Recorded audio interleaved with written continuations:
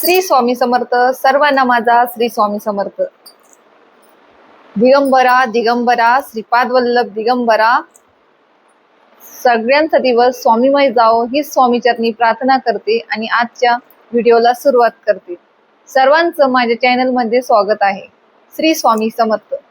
आज आपण एकादशी निमित्त कुठली सेवा करायची आणि तसेच पितृ त्रासापासून पितृदोषापासून कसं मुक्त व्हायचं याबद्दल सेवा बघणार आहोत.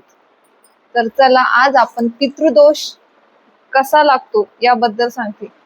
जेही आपले पित्र असेल त्यांनी स्वतःहून, जे कोणी असेल त्यांनी देह संपवलेला असतो, त्यांची आत्म्याला शांती नाही मिळत, त्यामुळे आपल्याला पितृदोष लागतो.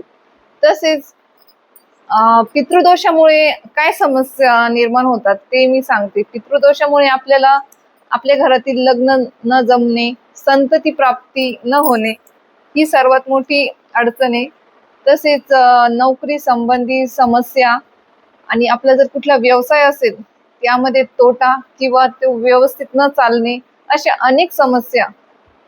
त्यावर उपाय म्हणजे एकमेव तो आहे हा ग्रंथ, संक्षिप्त श्रीमद भागवत.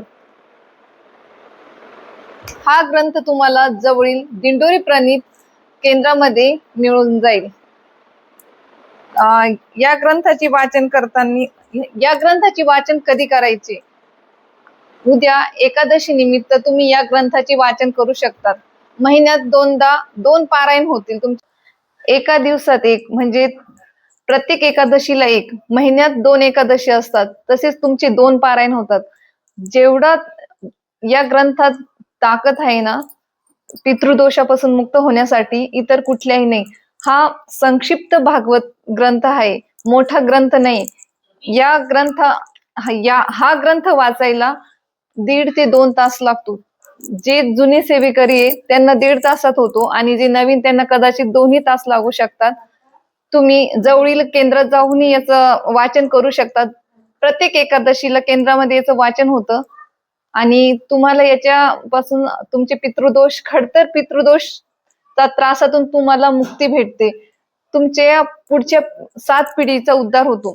यापासून तुम्हाला तुमचे अनेक प्रश्न मार्गी लागतात. तसेच हा ग्रंथ तुम्हाला जवळील केंद्रात मिळून जाईल. एकादशीच्या दिवशी तुम्हाला उपवास करायचा आहे. उपवास म्हणजे जवळ बसणे. उपवास म्हणजे जवळ बसणे, परमेश्वराच्या जवळ असणे. आणि उपवास जर तुम्ही घरी जरी ग्रंथ वाचत असाल तर हा ग्रंथ पवित्र जागी, शुद्ध जागी ठेवायचा आहे.